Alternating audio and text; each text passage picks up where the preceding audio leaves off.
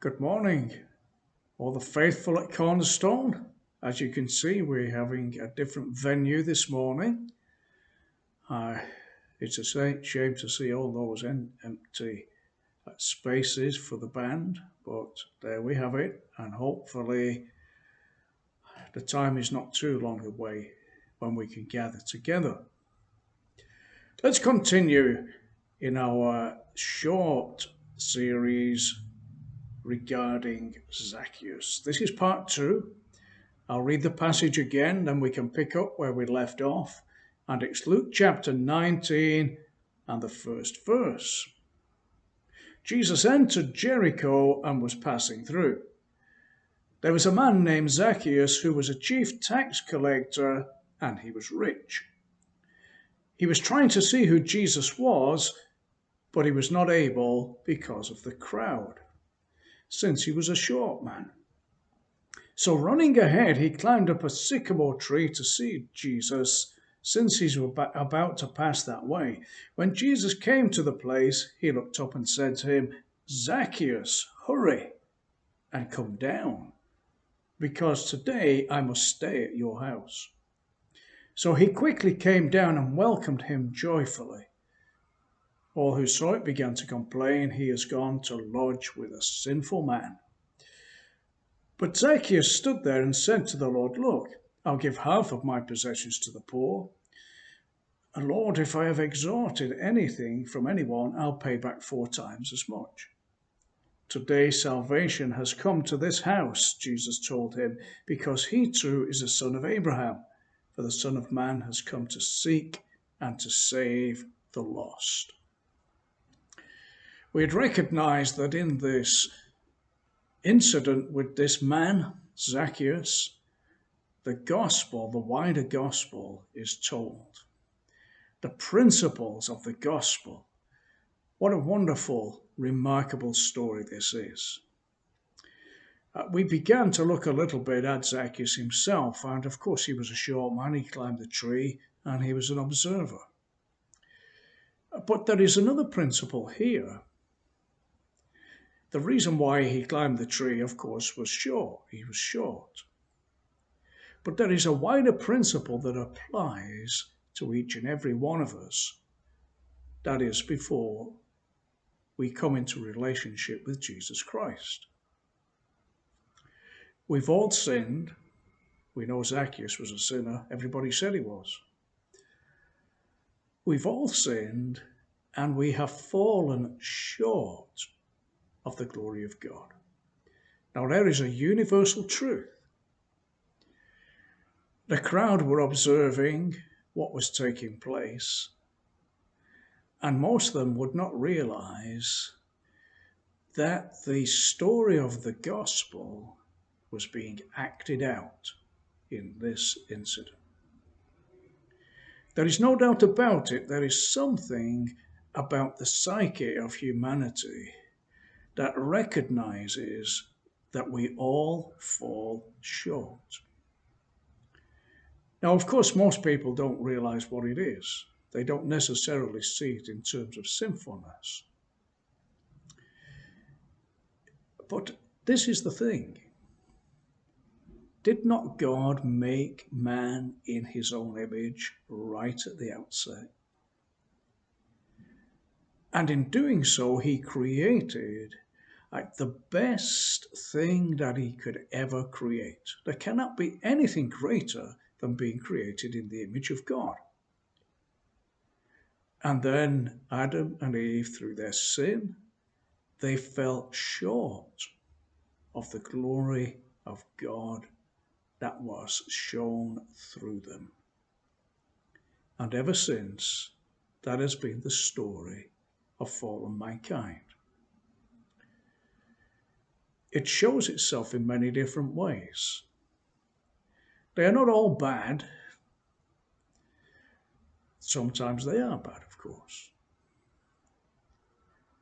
But they illustrate that somewhere deep within, we recognize that we are less than we ought to be.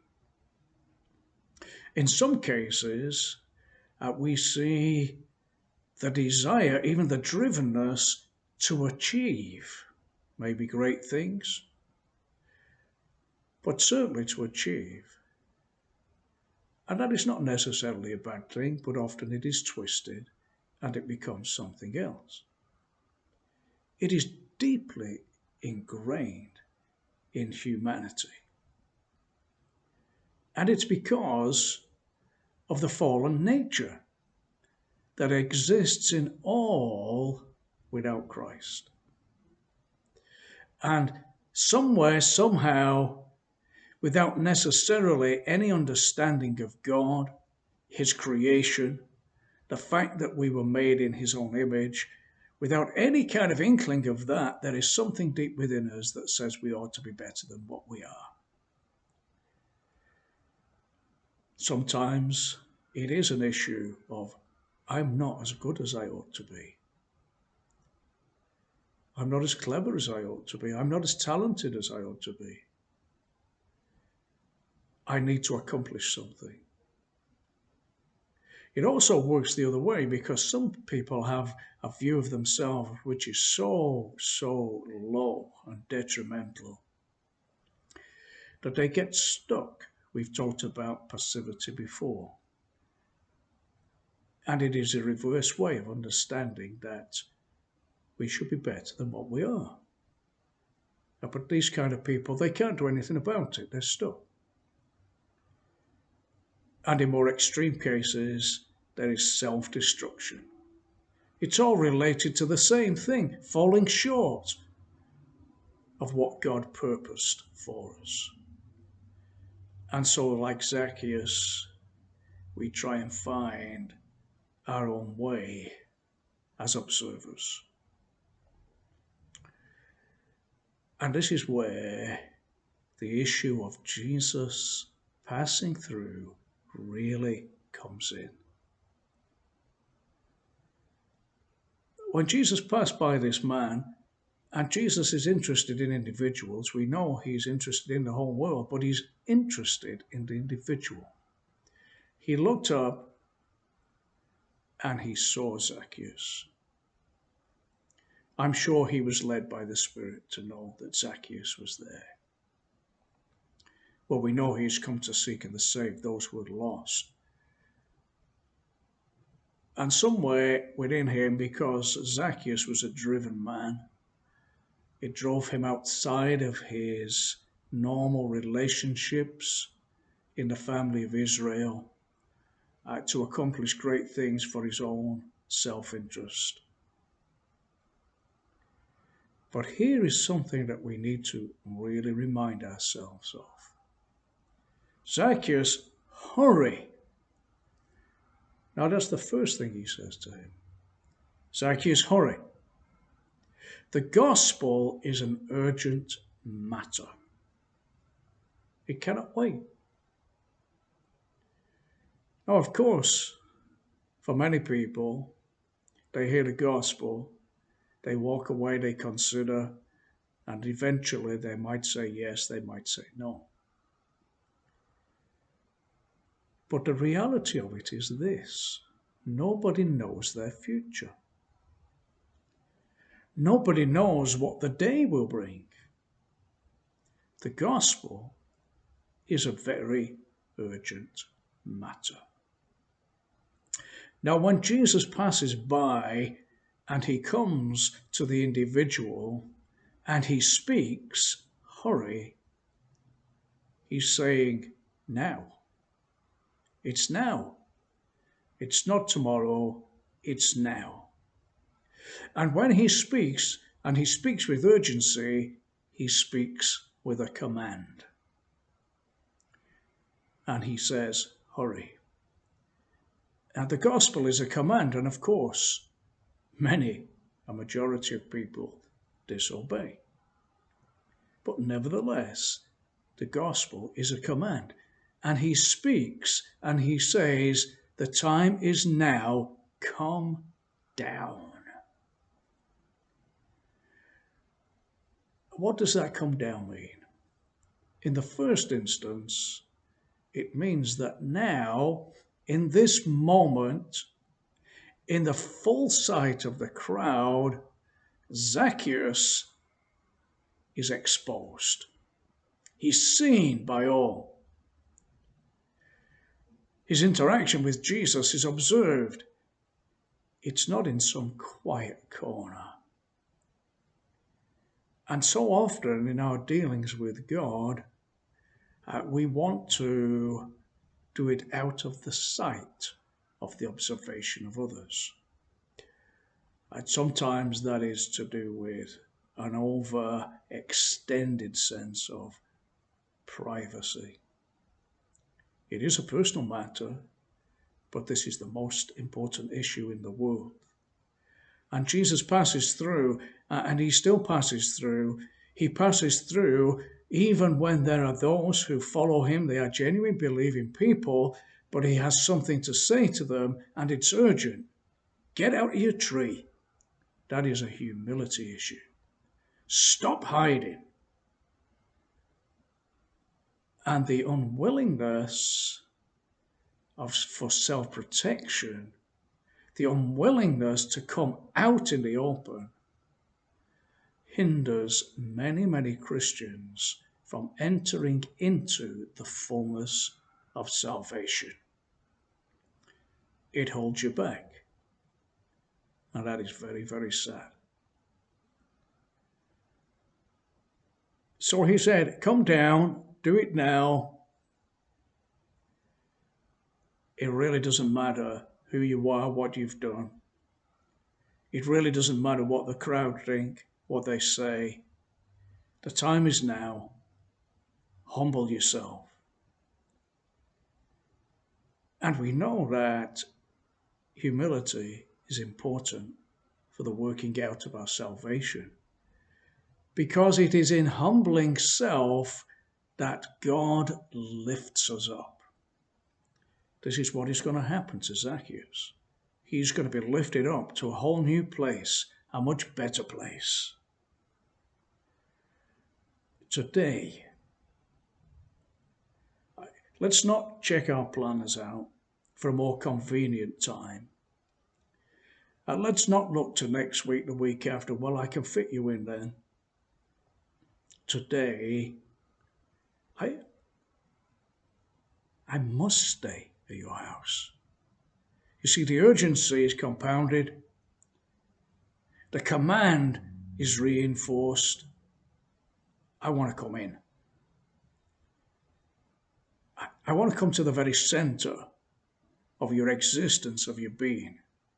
I want to come to your house.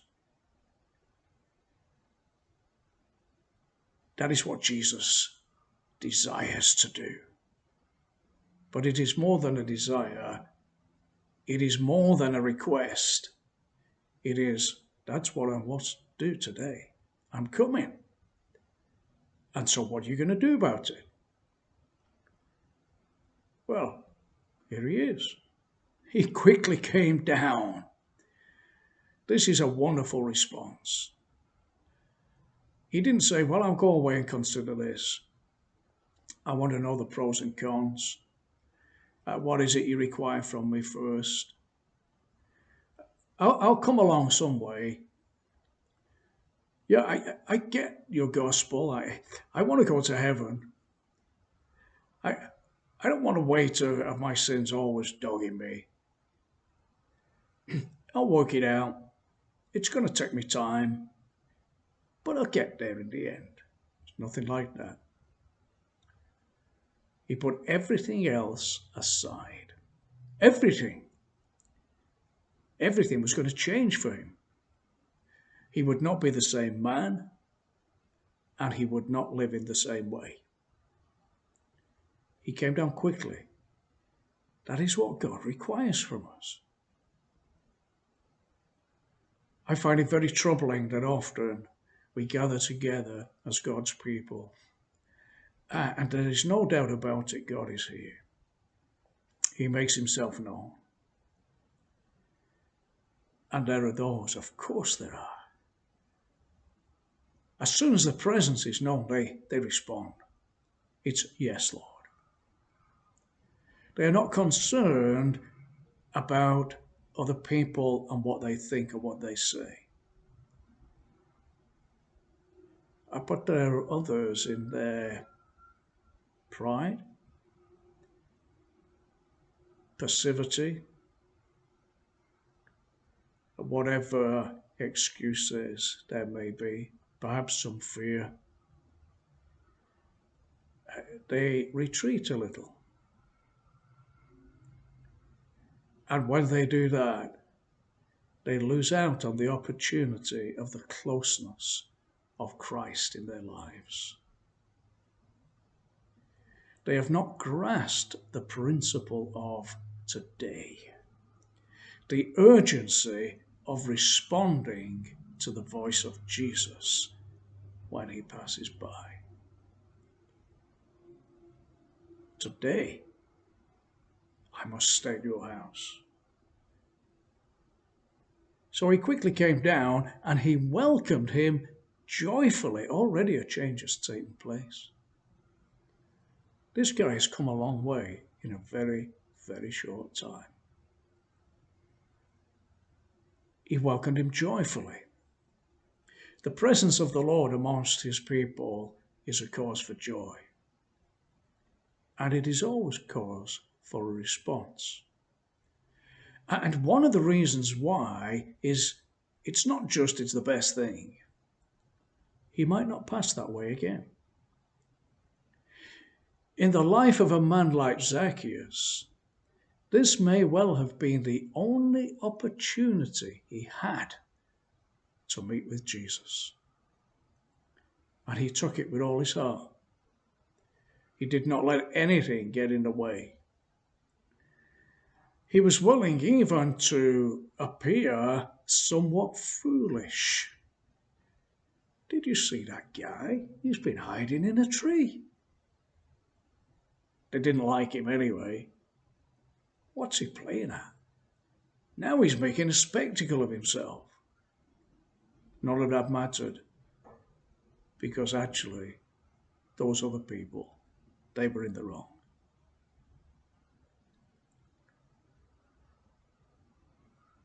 But observers resented a man who had met with Jesus. And I think I have seen that occasionally. Someone has responded urgently, joyfully to the call of Jesus. And the judgmental, the self-righteous look on. And they complain. Look at this guy. What's going on? Jesus has gone to lodge with a sinful man. And in that, they make a false judgment on both. It's one thing to call Zacchaeus a sinful man because he was. But then, he was no different from them. It is another thing to complain about the way God does things. What an arrogant position to be in. God's way is best. And we know as this story works its way through that the change in Zacchaeus' life, it made all of that worthwhile. It was a most wonderful thing. And today, here we are. Let's make sure that we have heard the voice of Jesus, that we have come to him, that we truly do belong to him, but we treat the matter with urgency. And we are in a place of all humility, and we choose his way rather than ours. Now, next time, we will conclude our short series on Zacchaeus. Amen.